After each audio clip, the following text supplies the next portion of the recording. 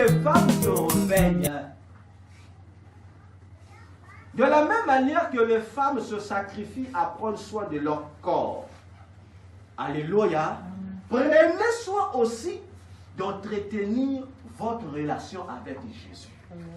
Chaque fois que tu prendras conscience de ça, tu ne permettras plus à ton étoile de chômer. Ton étoile va commencer à agir. Ça va agir. C'est ce que les sorciers font. Pour te combattre, si tu n'arrives pas à ceci, ils vont seulement cibler ton étoile. Alors, l'élément clé qui va leur permettre d'agir sur ton étoile, c'est quoi? C'est le péché. Le péché seulement. Ils vont créer, s'ils ne trouvent pas, ils vont créer que toi-même tu leur ouvres, comme a dit une fois ici Papa Robert, que tu leur ouvres une brèche seulement. Même un petit trou, le sorcier vous a donné même un petit trou à la taille d'une aiguille. Si tu lui donnes l'occasion, il viendra maintenant faire ce qu'il a besoin de faire avec ton étoile du mariage, il va l'arracher. Alléluia. Et j'ai dit, pour t'arracher l'étoile, il n'a pas besoin seulement de venir t'imposer. Même s'il est en Amérique, là, il peut voler ça. S'il voit seulement qu'il y a un péché quelque part, il va te voler ça correctement et il va s'en servir. Et si on fouille dans le monde entier, plusieurs personnes ont pris du doigt. Mais tu veux, pourtant, toi, vas mourir. Alléluia. Pendant que toi, tu pleures. Ah, Dieu, Dieu te regarde. Le problème, ce n'est même pas avec Dieu. Le problème, c'est simplement l'élément de base qui doit te permettre de réussir dans ta vie a été volé, ou a été bloqué, ou a été condamné quelque part, ou retardé. Alléluia. Et on te dit, non, on va faire des jeûnes de 100 jours. Ah! Jeûne de 100 jours. À la fin de jeûne de 100 jours, l'étoile est toujours pareille. Alléluia. Le problème, comme dit l'apôtre, ce n'est pas d'abord le jeûne. Va d'abord réparer avec Jésus.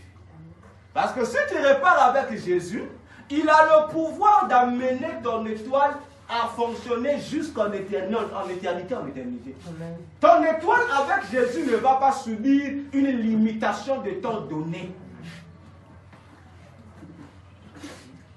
Alléluia. Amen. Ça va, ça va. Femme, réveille-toi. Parce que, non, regardez ce que Satan va faire. Il va vous envoyer des vérificateurs. Non, mais tu vas dire, papa, Robert, tu t'es marié avec Robert, on dit, ah, bon, c'est bien du temps, c'est difficile dans la maison, il va te dire, papa, Robert, il y a qu'à manaka li façonina. La baga kouelaka, n'a la fait li façonna. Comprends que cet individu est venu inspecter pour voir. Est-ce que les bombes que nous avons établies là, est-ce que ça a déjà commencé à s'exploser? Qui a dit que lorsqu'on se marie, les jours qui suivent, on doit être comme on dit là? Qui a dit ça? Alléluia. Alléluia. C'est pourquoi il est important. Dès avant même que vous commenciez à entamer le projet du mariage, viens consulter ton pasteur. Que le suivi soit fait. Sinon, vous allez vous marier, c'est bien. Mais le diable aussi, comme il te cherchait ton frère, quand tu le dérangeais dans tes nuits de prière, il te regarde, il dit le dernier mouma, c'est là-bas. Et lorsqu'on injecte ça dans le foyer, c'est là où le trouble commence. Vous allez remarquer, toi et ta femme, vous chamaillez. Si même on se soucie, même son ami là-bas. Alléluia. Parce que ça fait partie des attaques qui sont utilisées pour nuire à l'étoile du mariage que la femme a. C'est pourquoi Proverbe 14 a dit, réfléchissons encore ensemble. La femme sage bâtit sa maison.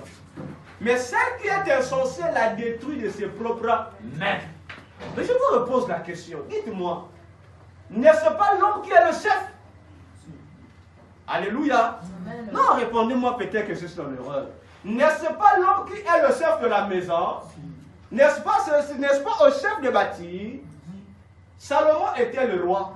La Bible déclare que c'est Salomon qui a également bâti le temple de Dieu parce que c'était lui le roi. Mais comment dans la maison il y a un chef, mais ce n'est pas le chef qui bâtit, c'est la personne qui n'est pas chef qui doit bâtir. Et femme, réfléchis.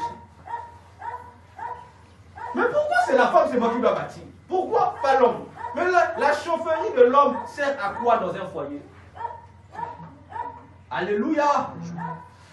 L'homme est chef, oui, mais ce n'est pas lui qui bâtit, c'est toi la femme qui bâtit ton foyer.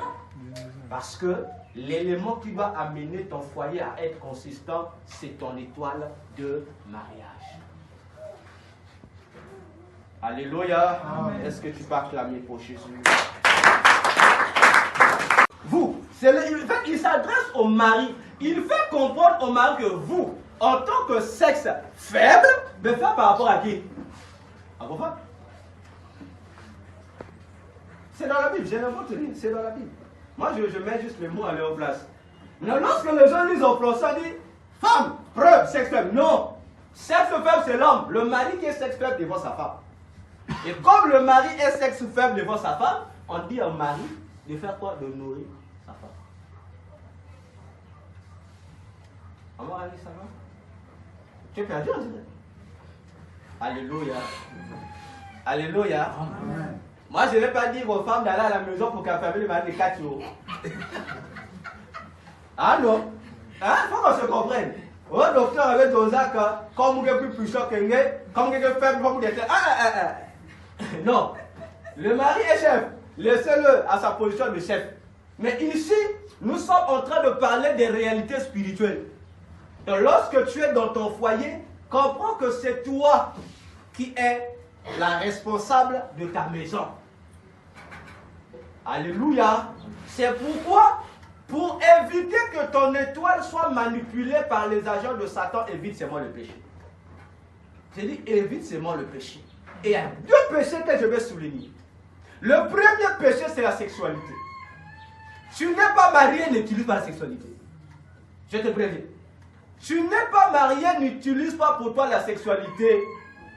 Parce que l'utilisation ou la pratique de la sexualité que tu vas faire là, ça donne une occasion à l'ennemi de te voler l'étoile du mariage. Pire encore, si la personne avec qui tu vas t'accoupler est de l'autre monde là-bas, sache-le que tu n'as plus l'étoile. Lui, il utilise ton étoile. Alléluia. Lorsqu'on dit ça, on va me battre. Mais on vous fait comprendre une réalité très claire. Comme on le dit, efforce-toi à faire le ciseau jusqu'au jour où on va te marier. Ça va t'aider.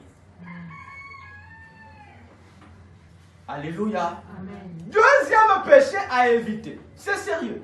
Ne prends pas le... Non, je vais bien dire le mot. Ne bouffe pas l'argent d'un monsieur qui te drague que toi tu n'aimes pas.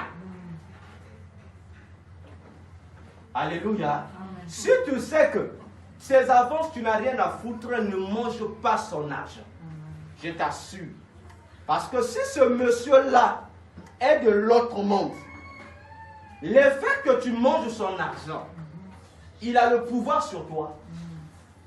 Il peut faire une réclamation sur toi et s'il a besoin de ton étoile, il prend l'étoile. Et c'est spirituellement, même devant Dieu, c'est légal. À Proverbe 18, 22.